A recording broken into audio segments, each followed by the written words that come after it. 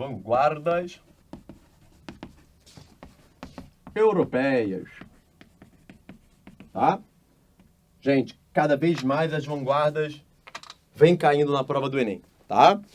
Já caiu o impressionismo, já caiu o futurismo, ok? Duas vanguardas se destacam. Já já vou falar para vocês quais são essas duas vanguardas mais recorrentes na prova do Enem. Por hora, eu vou dizer o seguinte para vocês. O que essas vanguardas, né, apresentavam em comum?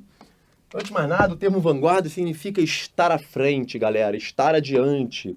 Então, os grupos artísticos vanguardistas, eles estavam à frente do tempo deles, logo eles foram compreendidos? Não. Se eles estavam à frente do tempo deles, eles não foram compreendidos pelo público, não foram compreendidos pela crítica, não foram compreendidos nem pelos próprios artistas da época. A galera rejeitou muito isso aqui. E, na verdade, ainda hoje nós continuamos rejeitando quando tomamos contato pela primeira vez com as vanguardas. Tenho certeza que vocês aí do outro lado, na escola de vocês, ficaram de cabelo em pé quando foram apresentados a elas pela primeira vez. Beleza? Por quê, gente? Porque as vanguardas, elas rompem de uma forma brusca, de uma forma radical, com a mimesis. Olha aqui, ó. Tá assim, ó. Rompimento, negação, né? Rompimento com a mimesis. Eu já falei sobre mimesis com vocês. O que é mimesis? Mimesis é imitação do real, cópia do real, ok? Então, durante séculos, desde a Antiguidade Clássica, a arte sempre estabeleceu um padrão mimético. Você olhava para o quadro e conseguia entender imediatamente o que o quadro queria, né, nos comunicar. Beleza? Os pintores, por exemplo, sempre se preocuparam muito com a harmonia, com o equilíbrio, com sobriedade, né, das formas. Ok? Agora, não mais. Os artistas vanguardistas, eles vão romper com isso aqui. Por quê, Diogo? Por que esses caras fizeram isso? Esses caras fizeram isso, meus queridos, porque para eles a arte precisava também sofrer uma transformação dentro daquele novo contexto de modernidade. Avanços tecnológicos impuseram a esses artistas reflexões, né? Surge a máquina fotográfica, que já copiava igualzinho. Qual era o propósito do artista, né? Praticamente entrando no século XX, reproduzir isso aqui. Qual era o propósito dele em reproduzir isso aqui, se isso a máquina fotográfica já fazia? Então ele vai buscar novas formas de expressão, ele vai buscar novas maneiras de se comunicar com o público. Então, de cara, ele já começa rompendo com isso. E, de um modo geral, todas as vanguardas são regidas por um ilogismo. Ou seja, todas elas também negavam a razão, negavam a lógica pré-estabelecida, tá? Beiravam o absurdo. Isso é uma característica muito comum entre todas elas, ok? Belezinha? Eu vou destacar aqui duas vanguardas que costumam aparecer recorrentemente nas provas do Enem. Eu vou colocar aqui, ó, cubismo e surrealismo.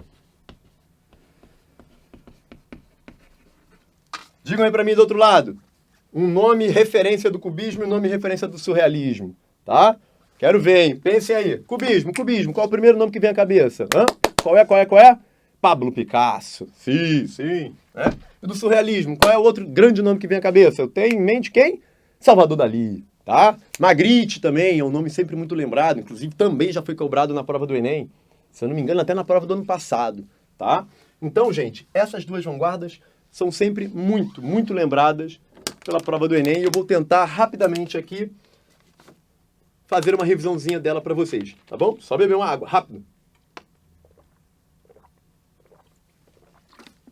Vamos lá.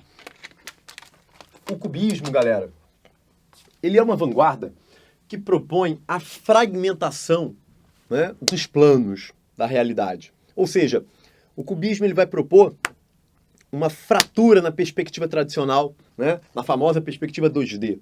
Quando você olha para um quadro cubista, você tem uma nítida sensação de estar dando uma volta ao redor da imagem, ok? É como se você conseguisse ver ao mesmo tempo, né, simultaneamente, a imagem de frente, de lado, de costas. Inclusive um quadro que caiu recentemente numa prova do Enem era exatamente aquele das mulheres, né, aquele quadro do Picasso, As Senhoras de Avião, se eu não me engano, o nome do quadro. E você consegue ver exatamente a fragmentação dos planos, né? Tem uma mulher que está de cócoras, aí o tronco parece estar numa posição, o rosto parece estar multifacetado, beleza? Inclusive, naquele quadro, nós tínhamos uma das mulheres portando uma máscara africana. Caiu no ano passado uma questão, né, de uma máscara que mostrava o diálogo das vanguardas com a arte primitiva. Porque a arte primitiva, a arte tribal, é uma arte muito simbólica, diferentemente da nossa, né, que é uma arte mimética. Ok? Então as vanguardas dialogam muito com o primitivismo artístico. Beleza? Isso é uma marca também das vanguardas. Então o cubismo ele vai propor essa fragmentação dos planos, galera. Tá? Uma obra que já caiu, se eu não me engano, 3 vezes, hein? 3 vezes na prova do Enem é Guernica, um mural famosíssimo do Pablo Picasso. Não é nem um quadro, é um mural gigantesco, retratando o episódio da Guerra Civil Espanhola e, mais especificamente, o bombardeio da cidade de Guernica, onde milhares de pessoas foram mortas, né? E o propósito cubista se encaixa perfeitamente naquele cenário, né? Porque Guernica se torna uma grande fragmentação, né? E é exatamente isso que o Picasso faz. Ele captura esses fragmentos de Guernica após o bombardeio e joga naquele mural, né? E aí a gente sente o peso, o efeito daquela destruição, tá? Daquelas fragmentações de vidas da cidade de Guernica, ok? Então, ó, cuidado, hein? Picasso, cubismo, são sempre muito lembrados na prova do Enem. Outra vanguarda que cai demais é o surrealismo. O surrealismo, na verdade, é uma vanguarda até um pouco mais tardia. Surge ali por volta de 1924, já na década de 20. Então, reparem, nem influenciou tanto assim a Semana de Arte Moderna, porque essa vanguarda não tinha vindo à tona ainda, tá? Já o cubismo vai influenciar muito. O cubismo influencia, sabe quem? Influencia demais uma grande pintora brasileira chamada Tarsila do Amaral. A Tarsila do Amaral tem uma forte influência cubista, inclusive já caiu uma questão na prova do Enem com um quadro da Tarsila, tá? E uma das respostas, né? A resposta correta sobre a questão falava exatamente da exploração dos planos geométricos. Ora, não era uma questão sobre cubismo, era uma questão sobre uma pintura brasileira. Mas se você conhecesse isso aqui, ó, você conseguia chegar ao gabarito facilmente, percebendo a exploração dos planos geométricos no quadro da Tarsila, tá? Beleza? Tinha muito quadrado, muito losango, muitos círculos, tá bom? Voltando ao surrealismo, o surrealismo é uma vanguarda que vai dialogar diretamente com os estudos freudianos, por exemplo, né? Porque é uma vanguarda que explora muito o inconsciente, muito o universo onírico. Cuidado com essa palavrinha, eu já vi essa palavrinha cair umas 2 vezes na prova do Enem, e muita gente, às vezes, não sabe, né, o que ela significa. E, às vezes, o não entendimento de uma palavra compromete toda a resolução da questão. Onírico diz respeito ao mundo dos sonhos, ao universo dos sonhos, tá? Então, muitos quadros surrealistas, nossa, nos são completamente absurdos num primeiro momento, né? Gente, é só vocês lembrarem da gíria. A gente não costuma usar essa gíria para algo muito absurdo. Oh, isso é surreal. Algo surreal é algo que foge completamente aos padrões da realidade. Algo inacreditável, algo, né, grotesco demais. Então, os quadros, né, surrealistas lembram ideias muito absurdas, né? Alguns quadros do Dalí, gente, o Dalí começou a pintá-los depois de um sono, acordou de madrugada e começava a pintar os quadros, tá? Então, é difícil, né, de conseguir estabelecer de uma forma imediata e rápida um entendimento, né, lógico sobre aquela imagem, tá?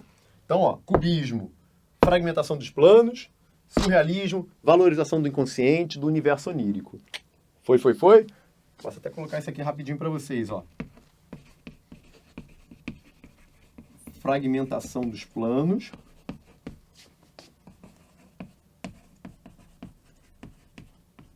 E surrealismo, vou botar o seguinte, ó.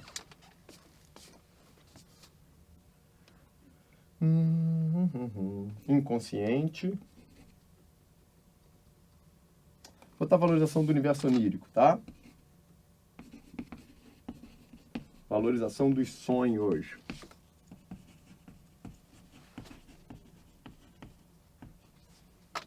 Beleza? Vou até ligar aqui, ó.